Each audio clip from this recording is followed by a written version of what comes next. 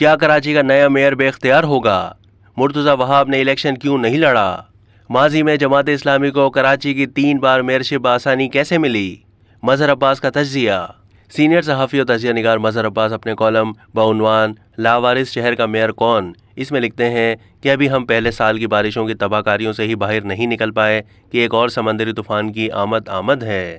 اب خدا خیر کرے یہ طوفان ٹلے گا یا میئر کا الیکشن جو کم از کم کراچی میں کسی سیاسی طوفان سے کم نہیں۔ ویسے تو مقابلہ پاکستان پیپلز پارٹی کے نامزد امیدوار مرتضی وہاب اور جماعت اسلامی کے حافظ نعیم کے درمیان ہے، مگر دونوں کی جیت اس وقت زیر اطاعت پاکستان تحریک انصاف کے منتخب بلدیاتی نمائندوں پر منحصر ہے، وہ کیا فیصلہ کرتے ہیں اور کیسے کرتے ہیں۔ اتوار کے روز وزیر اعلیٰ سندھ مراد علی شاہ بڑے پراعتماد نظر آئے اور کہا نہ صرف میئر کراچی ایک جیالہ ہوگا بلکہ اکتوبر میں ہونے والے عام انتخابات میں ایک بار پھر سندھ کے لوگ پاکستان پیپلز پارٹی کو ووٹ دیں گے۔ بظاہر کچھ ایسا ہی نظر آتا ہے، مگر شاہ صاحب پہلے آنے والے طوفان سے تو بچائیں۔ دوسری طرف اسی شام جماعت اسلامی نے جس کی شکایت یہ ہے کہ پاکستان پیپلز پارٹی زور زبردستی سے اپنا میئر لانا چاہتی ہے، سندھ ہائی کورٹ اور سپریم کورٹ سے مدد طلب کی ہے۔ امیر جماعت اسلامی سراج الحق خصوصی طور پر کراچی آئے کیونکہ یہ الیکشن جماعت کے لیے خاصی اہمیت کا حامل ہے۔ شاید پورے پاکستان میں یہ واحد بلدیہ ہے جہاں ان کا میئر منتخب ہو سکتا ہے اگر پاکستان تحریک انصاف کے تمام منتخب بلدیاتی نمائندے حافظ نعیم کو ووٹ دے دیں۔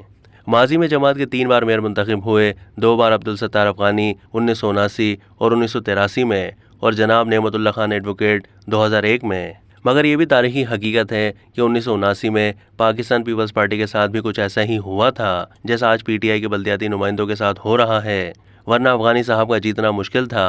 البتہ 1983 میں وہ بآسانی جیت گئے اور دونوں بار ڈپٹی میئر پاکستان پیپلز پارٹی کا آیا، لہٰذا ان دونوں جماعتوں کا یہاں کی سیاست میں بڑا اسٹیک ہے۔ اسی طرح نعمت اللہ صاحب کو 2001 کی میئرشپ متحدہ قومی موومنٹ کے بائیکاٹ کے طفیل ملی، جنہوں نے اس وقت کے بلدیاتی الیکشن میں حصہ نہیں لیا، جو ایک غلط سیاسی فیصلہ تھا۔ اب تھوڑی بات ہو جائے پی پی پی کی بلدیاتی سیاست کی۔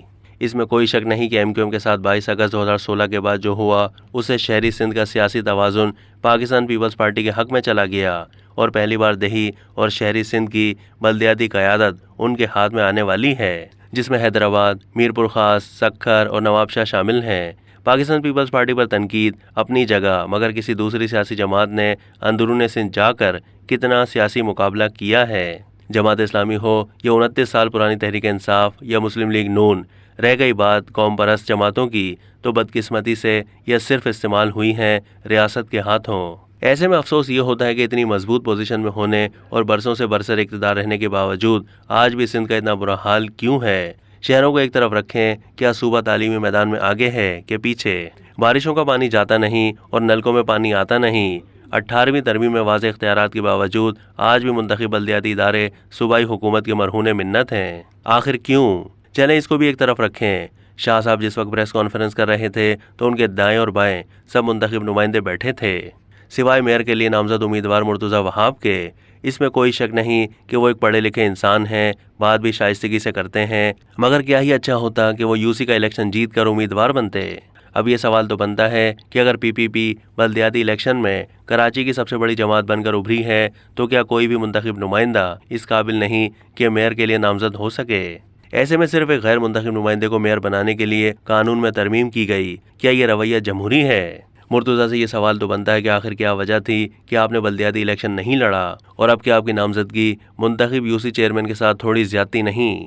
مظہر عباس لکھتے ہیں کہ تعجب مجھے اس لیے نہیں ہوا کیونکہ پاکستان پیپلز پارٹی میں کچھ ایسا ہی چند سال پہلے بھی ہوا تھا جب پارٹی کی کراچی کی صدارت کے لیے رائے شماری میں 3 نام تھے جن کو ووٹ پڑا، مگر نتائج کا اعلان ہوا تو ایک صاحب جو دوڑ میں ہی نہیں تھے وہ کراچی کے صدر بن گئے۔ جیالہ کون ہوتا ہے؟ اس کا بھی شاید پاکستان پیپلز پارٹی کی موجودہ قیادت کو علم نہیں ہو کہ یہ لفظ کیسے استعمال ہوا اور کن کو جیالہ کہا گیا۔ یہ جنرل ضیاء الحق کے دور میں پھانسی چڑھ جانے والوں، خود سوزی کرنے اور کوڑے کھانے، شاہی قلعے کی اذیت سہنے والوں کے لیے اس زمانے میں پہلی بار استعمال ہوا، یعنی وہ جو جان دینے کے لیے تیار رہے اور دی بھی۔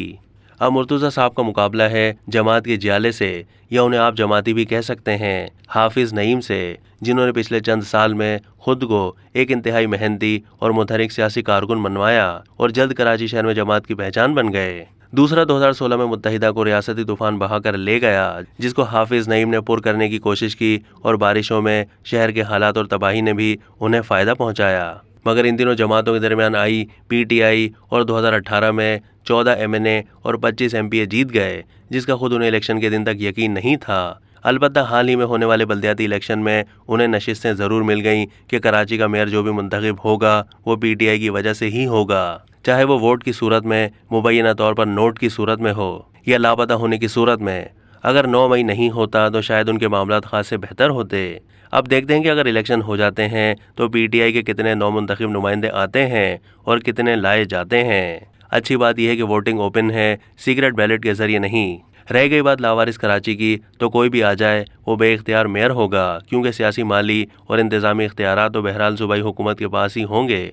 ये वो लड़ाई है जो किसी ने नहीं लड़ी, लिहाजा कराची की कुंजी जिसके भी हाथ में आएगी उसका इख्तियार 34% शहर पर ही होगा। जिस मुल्क के माशी हब का ये हाल हो, उस मुल्क की मईशत का क्या हाल होगा।